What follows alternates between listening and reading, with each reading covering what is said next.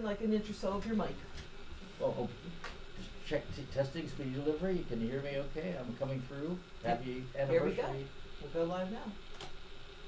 91.3 WYEP Pittsburgh. That is the great Bonnie Raitt with something to talk about, and the Marcus King Band did Ain't Nothing Wrong With That. I'm Rosemary, and this is 91.3 WYEP Pittsburgh, and it's been a fun day. I've had guests dropping in. It's my 35th anniversary here at WYEP, and you know, when you need to get something delivered, the guy to do it is the guy who's here in the studio with me right now. Totally surprise guest, Speedy Delivery Man, Mr. McFeely. Speedy Delivery.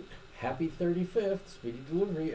We were talking earlier, I didn't think I would be in Mr. Rogers' neighborhood for over 50, and you didn't think you'd be here 35 years ago, but here we both are. It's funny how life just kind of happens as you're busy. As you're enjoying yourself.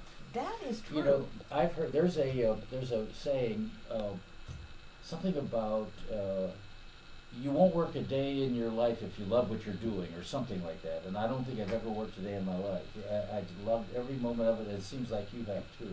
Now, if anybody out there is not clear on who I'm talking to, you were Mr. McFeely, the delivery man, on the Mr. Rogers show for 50 years. Yeah, and still doing it. In fact, this past weekend I was in Penn Trafford at a festival and a parade, and I go to Canada at the end of the month for an event, and I'm going to the state of Washington for another event, so I'm still spreading the legacy of Fred Rogers. I think a lot of people here in Pittsburgh sort of still think that Fred Rogers was just ours, but he's worldwide. Yes, and now there's a new program, sort of the second generation, called Daniel Tiger's Neighborhood. It's on QED locally, but it's around the country and now around the world. It's in 35 countries.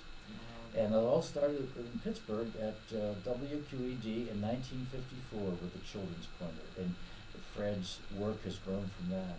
And you said that you grew up with it, and your brothers and sisters did too.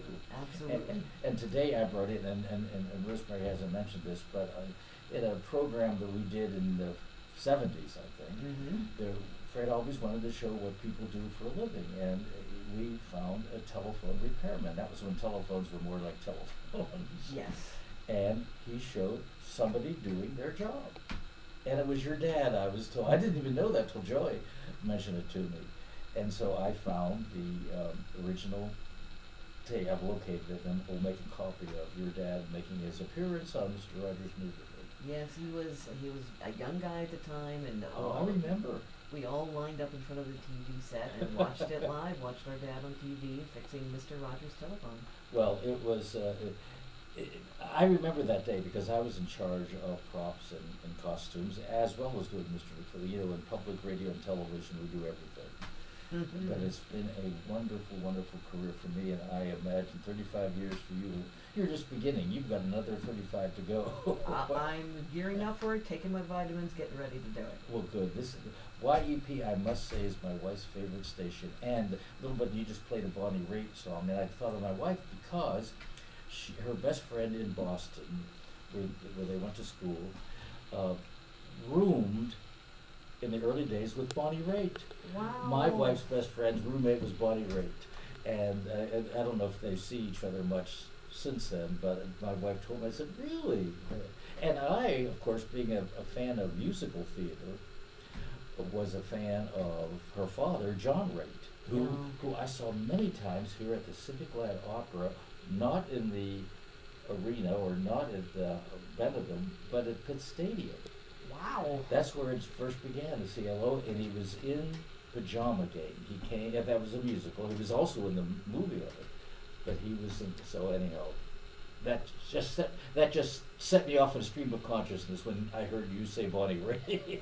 Well, thank you so much. You know, it's very special when you get a snow globe of Mr. Rogers, none other than Mr. McFeely. Well, it was my pleasure. The traffic was bad. I got through it, and I couldn't miss this because Joy called me and said, could you do this? And I said, let me come down and do it in person. So here I am. Well, thank you very much. I really appreciate you being here. And before I go, I'm going to count to 3, and we're both going to say Speedy Delivery. Okay. Here we go.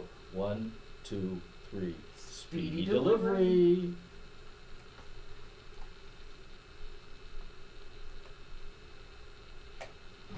Did we do it? We did it. Okay.